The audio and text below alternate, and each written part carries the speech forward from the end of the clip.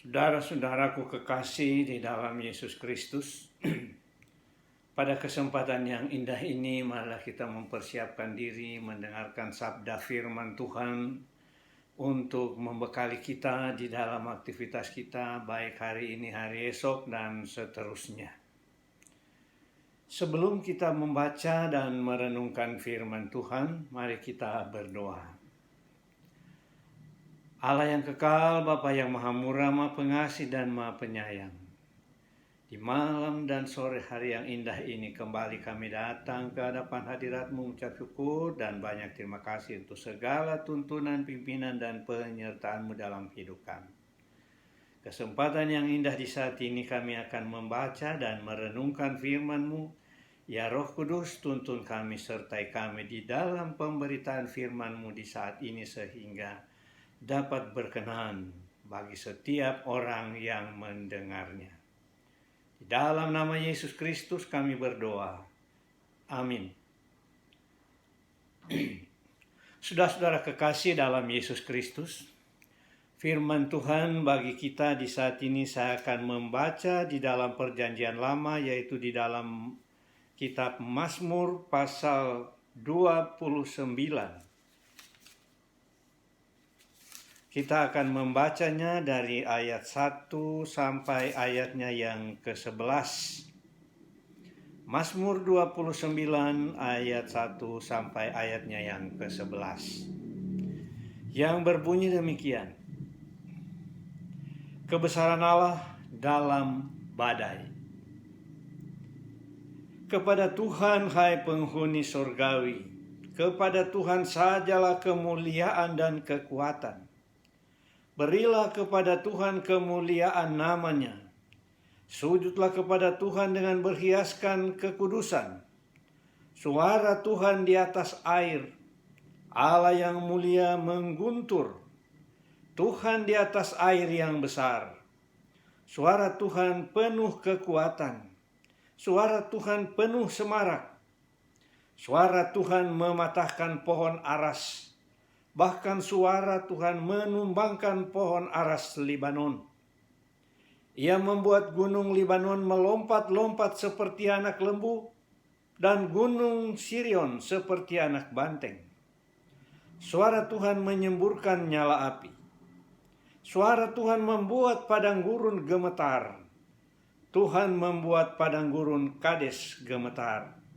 Suara Tuhan membuat beranak rusa betina yang mengandung. Bahkan hutan digundulinya dan di dalam baitnya setiap orang berseru hormat. Tuhan bersemayam di atas air bah. Tuhan bersemayam sebagai raja untuk selama-lamanya. Tuhan kiranya memberikan kekuatan kepada umatnya. Tuhan kiranya memberkati umatnya dengan sejahtera. Saudara-saudara kekasih dalam Yesus Kristus, dari bacaan kita Mazmur 29 ayat 1 sampai ayat yang ke-11 dengan tema Suara Allah dalam badai. Saudara-saudara kekasih, manusia selalu terpesona dengan kekuatan. Bagi sebagian laki-laki, suara mesin mobil yang menderu dengan kencang terdengar seperti alunan musik yang memberi semangat untuk bekerja ataupun beraktivitas. Ada juga bagi sebagian orang yang punya hobi fotografi atau yang suka memotret fenomena-fenomena alam yang tiada biasa. Sinar matahari pagi atau sore yang biasa disebut sunset, atau puting beliung, gempa bumi, tsunami adalah spot yang indah untuk difoto setelah badai atau peristiwa berakhir. Makanya ada banyak orang yang suka keluar rumah sesudah sesuatu peristiwa atau badai dengan membawa kamera. Mereka takjub dan sekaligus heran bagaimana mobil bisa terhempas dan berada di atap rumah. Bahkan kapal laut juga ada di atas rumah-rumah. Juga bagaimana bisa pohon besar dan berat bisa dibawa oleh air dari hutan atau puncak gunung dibawa ke perkotaan.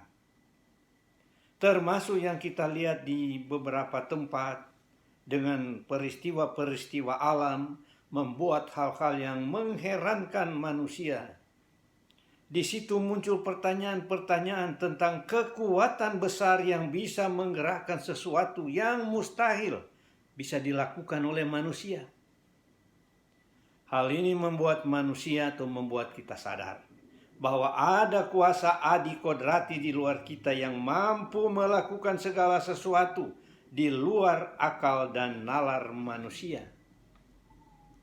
Oleh karena itu, saat ini kita akan belajar mengenal kuasa Allah yang luar biasa dan bagaimana menghidupi firman-Nya.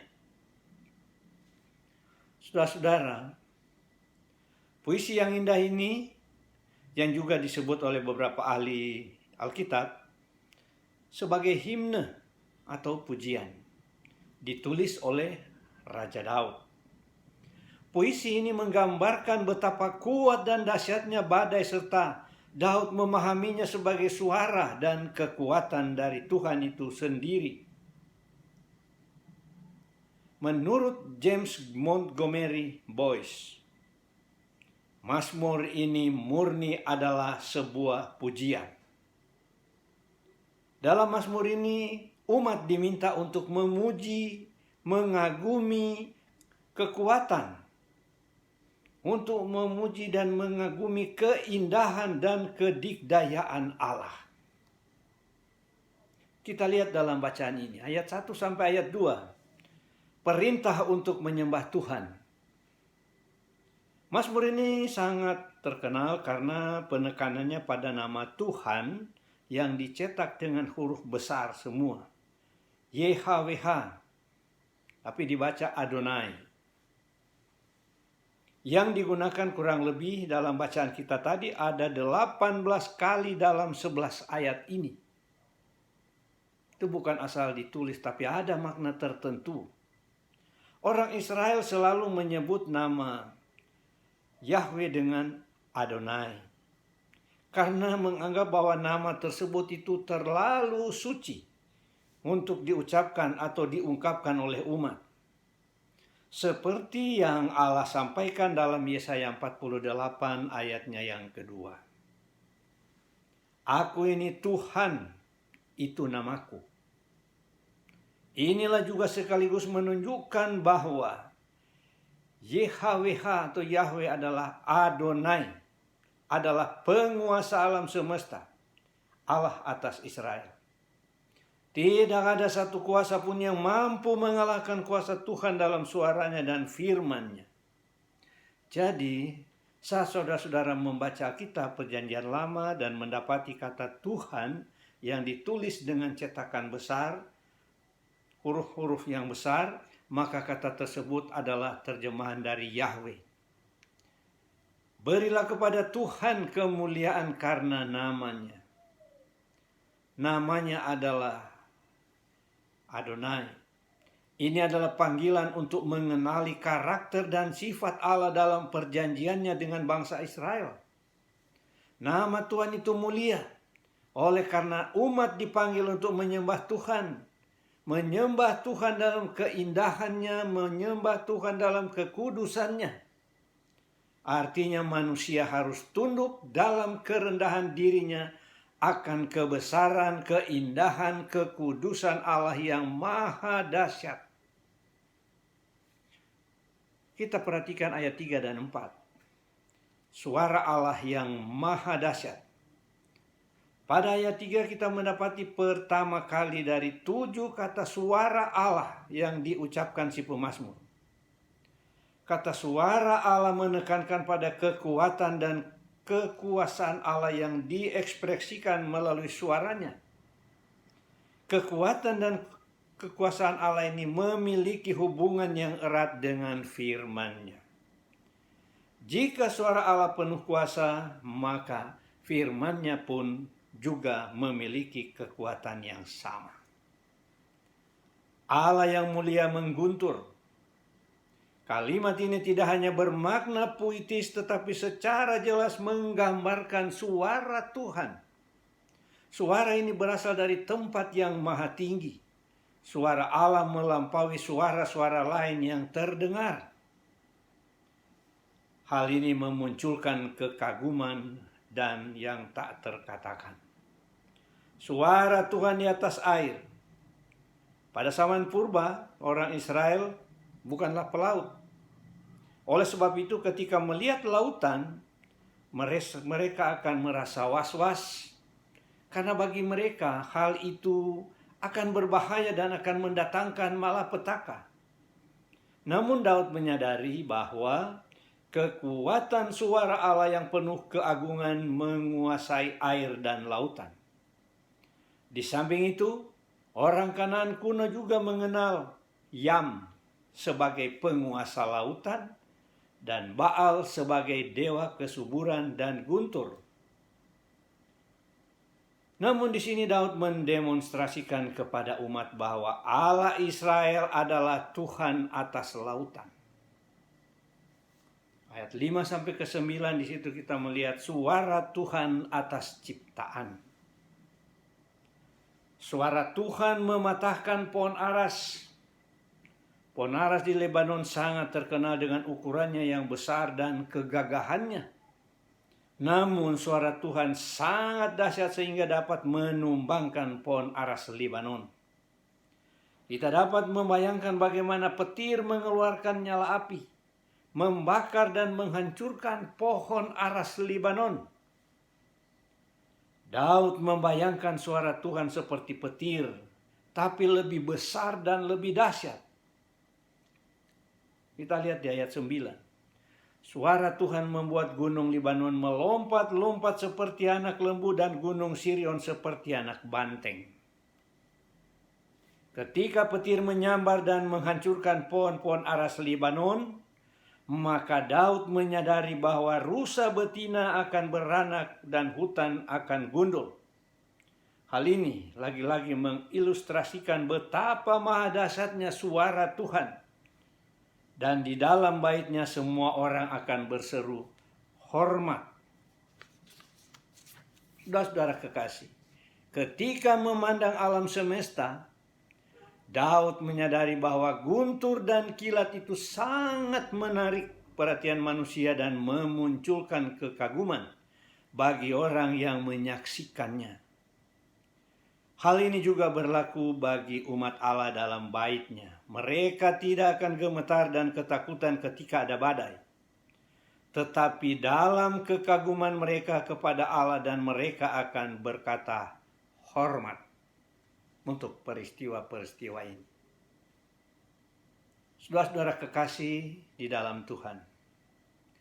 Ada lirik lagu yang berbunyi demikian. Bila kulihat bintang gemerlapan dan bunyi guruh riuh ku dengar, ya Tuhanku, tak putus aku heran melihat ciptaanmu yang besar. Maka jiwaku pun memujimu, sungguh besar Kau Allahku, dan seterusnya. Lirik lagu ini menggambarkan kekaguman penulis kepada Allah ketika melihat karya ciptaan Tuhan. Ia begitu kagum akan kebesaran Tuhan sehingga tidak tahan untuk memujinya. Syair dengan judul aslinya Oh Store God ini ditulis oleh Carl Gustav Bober. Carl dan Daud adalah dua penyair yang beda zaman. Akan tetapi mereka memiliki satu kesamaan, yaitu keduanya mengagumi Tuhan ketika melihat karya dan kedahsyatannya atas ciptaannya. Saudara-saudara, bagaimana dengan kita pada hari ini? Apakah kekaguman kita berhenti sampai pada keindahan ciptaannya saja? Ataukah kita mampu mengarahkan rasa hormat dan kekaguman kita kepada Sang Pencipta?